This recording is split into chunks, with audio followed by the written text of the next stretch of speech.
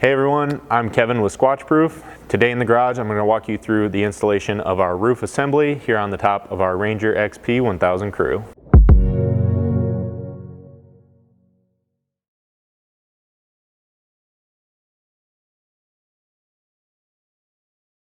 So to start things off, you can kind of see we've got all the parts laid out here. The roof is going to consist of 3 main sections, along with a center support and a handful of brackets and hardware.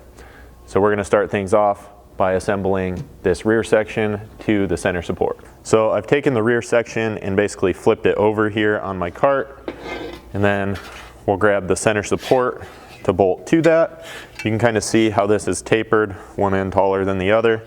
You're going to take the narrower end and fasten that here to this rear section. For that, you're going to be using the shorter black 1/4 button head hardware. You want to make sure to put washers on each of these to protect the powder coated roof surface, and then basically just reaching through from underneath, you can kind of line that up with these center mounting holes. And here on the inside, you'll be installing serrated flange nuts. Now once you have those 4 fasteners loosely in place, we can just kind of hand tighten those for now so that we have just a little bit of compliance as we're getting everything installed. And this assembly is ready to be mounted to the vehicle. Before we do that, there's just a couple small brackets that need to be bolted on up there. So we'll show you those real quick first. So you're going to have 2 of these brackets, 1 for each side. These are going to go here at the rear of your vehicle. They're going to bolt in to this outsidemost hole here at the top of the cage. For this, you're using a 5/16 button head bolt. The single hole end of this bracket just drops down over top of that, and then you can use a serrated flange nut here on the top. You just want to make sure with these that the way the bracket's bent, it's stepping up and forward toward the front of the vehicle. Just like with the roof, you want to just kind of thread these in until they're hand tight, so you have a little bit of movement and compliance when you're installing that actual roof panel, and then you can go do the same thing on the other side. So then with those brackets in place, you can grab your assembled rear roof section and just carefully place it up here on top of the cage, and then begin just kind of centering it up and lining it up with both those brackets and the rear mounting holes. So here at the back of the roof, for these 4 mounting holes, you're going to have a 1/2 inch long spacer along with M6 button head hardware, and in this case you want to make sure to use washers on these as well. Basically you'll just feed the spacer up between the roof panel and the factory frame, and then simply line this up and thread these in, again leaving them just a little bit loose. Now as you can kind of see here, my slot looks a little bit big for the size washer and bolt head that we provide. That's because this is a prototype roof. Yours will have a little bit tighter compliance on those slots, so you won't need any additional washers and there won't be any concern there. So then at each of those rear corner brackets that you installed, you're going to use the shorter black 1/4 button heads with washers again. Go ahead and just get that lined up, dropped in place, and reach in and install serrated flange nuts here on the inside. So now we can move up and secure this center support to the center roll bar. For that, we're going to provide 2 of these 5/16 U-bolts along with nylon locking nuts. So the U-bolt can just go up in from the bottom, and then you can get that lined up and install the nuts from the top. So once you get both of these U-bolts and the nuts in place, you can just go in from the top with a 1/2 inch socket and kind of just make sure you're evenly tightening these U-bolts up before you move to this center roof panel. If you are having any minor misalignment issues when you're getting this center panel bolted into place, you can always loosen these back up and kind of reposition this center support before you tighten those back down. Now you can grab your center panel and the 2 remaining hold down brackets. Basically these are going to have to bolt to the bottom side using these 2 outside holes here. So they're going to bolt to the bottom side of the roof in the same orientation as I have it here. So it's going to go basically down and in with the lower mounting flange. The way you can tell the difference between the upper and lower flange is with the width of the slots. So the narrower slots go up against the roof panel, and those accept the 1/4 button head hardware. And then to determine kind of top and bottom, front and rear of this panel, you're just going to be looking for the stepped flange. That needs to kind of step down and forward, as this will be the front edge of this panel once installed. Again, make sure you're using washers on those 1/4 button heads, and then once you have those both installed, it should look something like this on the bottom side. Now we can take this center section, making sure we've got that step facing forward, and just kind of loosely center it and slide it here on top of the factory cage. Now this next step is if you're looking for a truly waterproof install out of this roof. Basically what you're going to be doing is everywhere that these panels overlap, you'll install a little bit of black RTV silicone sealant.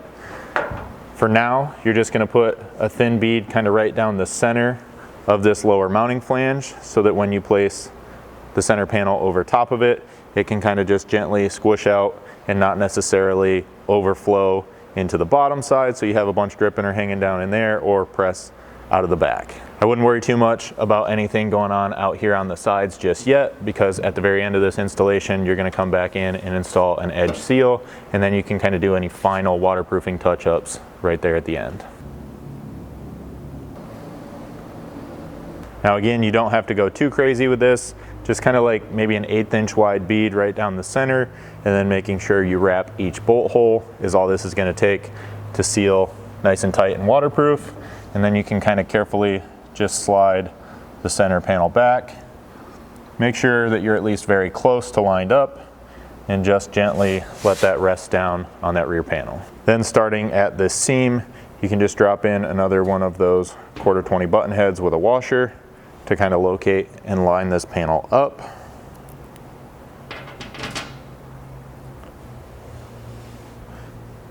This should just be 5 here across the top. Now it could be beneficial if you have a friend to give you an extra set of hands with the hardware on the bottom side, but you also should be able to just reach around here and get those nuts started.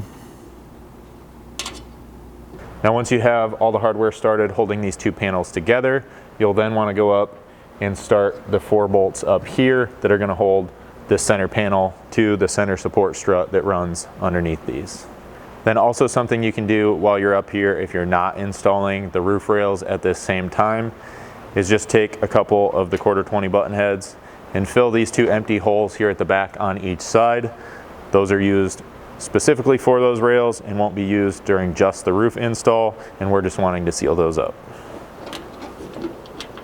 Then lastly, before you get down from up here and move on to the next step, you can come through and tighten just the 5 bolts holding these 2 panels together before that RTV is able to dry.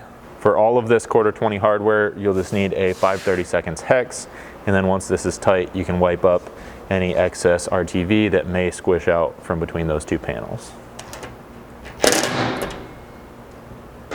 So then at each of those outside brackets, you'll have another 5/16 U-bolt along with flange locking nuts. You'll simply need to get that U-bolt up in place, take that nylock nut and thread it on, one on each side of course. And then at those locations, you're not going to be able to get your socket and impact on from the top anymore. You'll just need a ratcheting wrench to get in here and evenly tighten these up. Now with that being said, you may want to leave these just a little bit loose for now so that you have some up and down adjustability for when we come back at the end and install that outer edge seal. So now before the front and final panel can be installed, you'll need to take this bracket and bolt it in place along the bottom side of this front edge. Now determining what the top and bottom of this panel is should be pretty easy. You'll see this is kind of bent and radiused down. That's going to be the bottom, this side would be the top. So go ahead and just flip this over so that we can access that a little bit easier. And then of course I'll flip this front bracket over as well.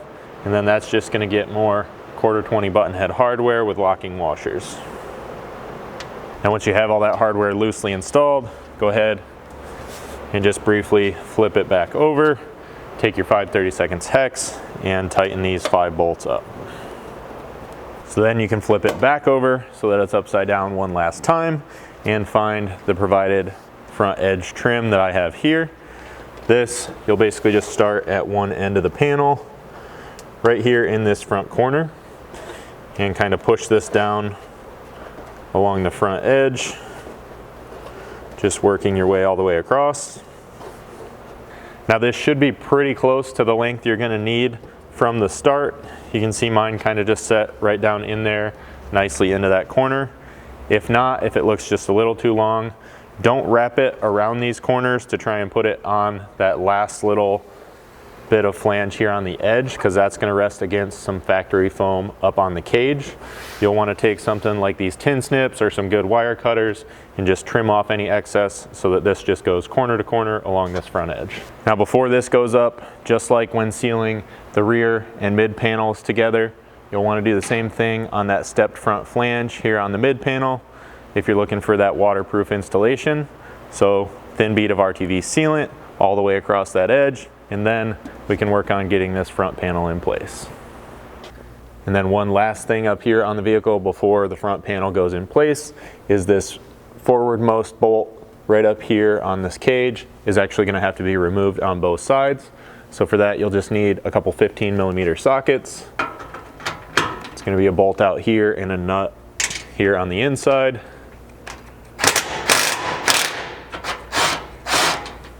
And that should just pull nice and easily right out of there. So then, just like those previous two panels, you can now take this and kind of loosely line it up and carefully set it down into place, being mindful of that RTV so you're not making a big mess there, and then start dropping in those 1/4 bolts. And then just like before, reach underneath the panel here and install the nuts. Then again, just like before, you can now tighten the 5 button heads running across here, holding these two panels together. Now here on the edge of the front panel, you're going to find 2 more holes that would be for the roof rack rails. Those again can just be filled with 1/4 button heads and tightened up at this time. Now you can find the larger 3/8 button head and 3/8 flanged nylock nut. These are going to go in each of these front holes and pass through the cage where you removed those factory bolts earlier on. Get that lined up. You can thread the nut on here on the back side and then do the same thing over on the other side. Now up here to tighten these up, once you have both in place, you'll need a 7/32 hex and a 9/16 socket. Basically, you're going to want to hold the top of this bolt so that it's not spinning and marring up the powder coat here on the top of the roof. And then from the inside with your socket, you can begin tightening this up. Basically, what you're looking to do, as you can kind of see here while I'm tightening it up, is just draw this down tight to the front edge of the factory frame, giving that a nice seal and holding this securely in place.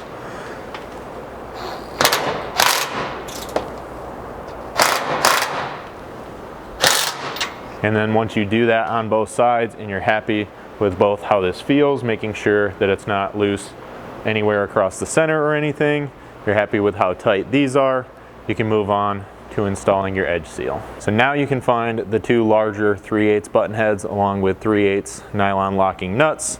Those are going to be for each of these front corners. Basically here, you're just going to drop these down through this larger hole and into the frame where we removed those factory bolts earlier on. Just kind of push this down by hand and thread that on until that nut stops for now. Again, just giving us a little bit of movement here when we're installing our seal. So the edge seal that we keep talking about is this kind of multi-lip seal that is going to press on along the edge all the way around the roof. Basically, you're going to start this just behind that front edge bracket that is going to nest in to the factory foam there. So this should just press right onto the edge of our material, kind of like that front seal did there. Just making sure again that it's even with the back edge of that bracket so that we get as tight a seal as possible. And then there's nothing really hard about this, but it's just going to be a little bit of a slow, tedious process as you work your way all the way around to the other side and then cut this off right at that same location over there. Once you get that edge seal installed all the way around, all that's left to do is come back and tighten up any loose hardware. So we're going to start up front here with those 3/8 button heads. You'll just need a 7/32 hex and a 9/16 socket here on the inside. And with these, you're just going to want to draw this down so that it pulls the front edge of the roof nice and tight to this metal frame all the way across.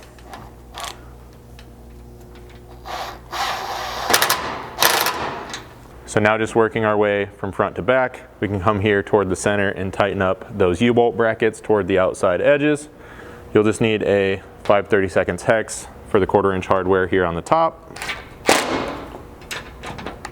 And then you can finish tightening those nuts to the U-bolts with a 1/2 inch ratcheting wrench. Next, again with your 5/32, you can tighten the rear corner hardware for the roof to those hold down brackets.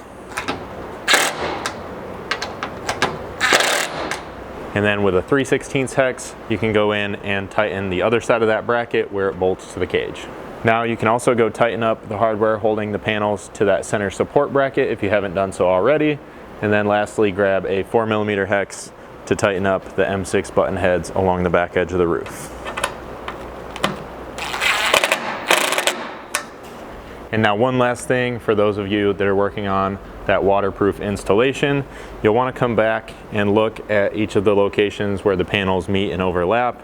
There's going to be these relief cuts along the outside edge, and now that you have the edge seal in place, you can sort of see where there's just a small, maybe 1/2 inch long stretch right there that is not overlapped or currently sealed, and you can just take a little bit more of your RTV and kind of fill that. You can tape the sides off nicely, whatever you want to do to make a nice clean finished seal there and wrap things up.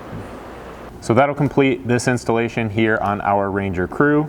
Now, as always, if you guys have any questions at all about this product and installation or any other Squatch Proof product, feel free to check out the website, squatch-proof.com, or you can always contact us directly at 269-323-1162.